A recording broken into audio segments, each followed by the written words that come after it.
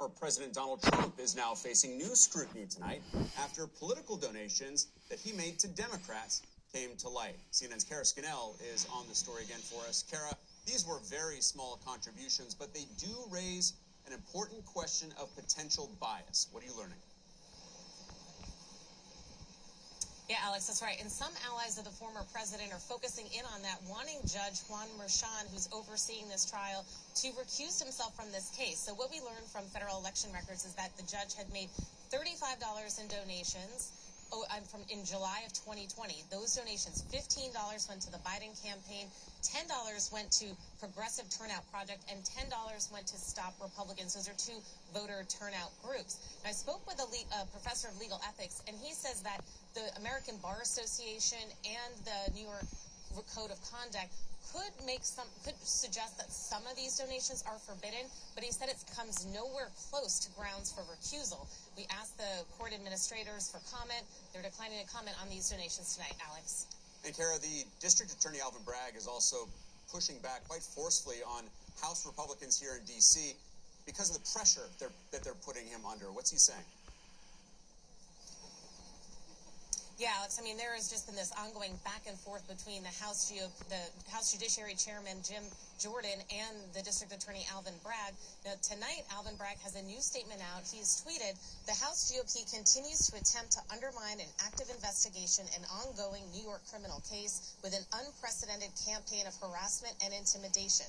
Repeated efforts to weaken state and local law enforcement actions are an abuse of power and will not deter us from our duty to uphold the law." Now, this statement coming after Jim Jordan had subpoenaed a former prosecutor from that office, Mark Pomerantz. Pomerantz resigned last year after Alvin Bragg would not authorize him to move forward to seek an indictment of the former president related to the accuracy of his financial statements. Jordan now wanting Pomerantz to come in for testimony. He set an April 20th deadline, and Pomerantz is declining comment tonight, but we should note that previously, when Jordan asked for this voluntary interview, Pomerantz told him that the district attorney's office directed him to not cooperate with their investigation. Alex? All right, Kara Scannell in New York. Thank you so much, Kara, for all your terrific reporting. Let's get analysis now from our legal and political experts. Andrew McCabe, I want to start with you and the judge's contributions to President Biden and Democrats. It is, as Kara and I were saying, a minimal amount, $35, but it's still not a good look for a judge to have made these donations, is it? It's not a great look, Alex, but let's be honest. Are we at a place in American political life where if you have participated in the political system at all as a voter or a supporter of candidates, you're now excluded from executing any sort of judgment or responsibility over someone from the other party? That seems absurd. We have seen many appeals of pushed by Donald Trump on many issues in the last couple of weeks that have been heard by judges who he appointed to the bench. You didn't hear any cry for having those folks recuse themselves as well as they shouldn't have. So I really think at the end of the day, this is much ado about nothing. Shan Wu, do you agree that it's absurd, or do you think there should be a conversation about the judge recusing himself?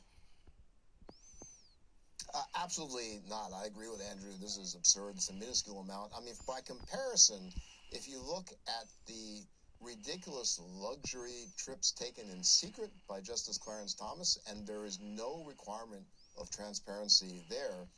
What do we see here? There's a requirement of transparency. The judge disclosed these contributions. If the House and Congress want to do something constructive, let's make the Supreme Court disclose all these luxurious secret gifts and trips that they take. Yeah, those trips and gifts from a Republican mega donor in an explosive new report by ProPublica. Andrew, we only have about a minute left, but I want to ask you about what we just heard Kara talking about the Attorney General Alvin Bragg, District Attorney rather, his forceful response to those House Republicans. He called their attempts an unprecedented campaign of harassment and intimidation. What do you make of that?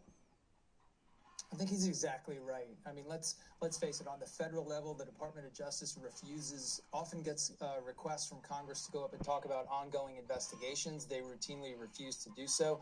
This is a case that is still being prosecuted. We are way before any point at which the prosecutors should be appearing before any sort of congressional panel to talk about what they're doing. I'm not sure that they ever should, and it's a state-federal issue involved here as well. So I believe he's on the right ground. All right. Well, we'll certainly hear more, I would imagine, from Congressman Jordan in that back and forth. Shan Wu, Andrew McCabe, thank you, as always, for your time.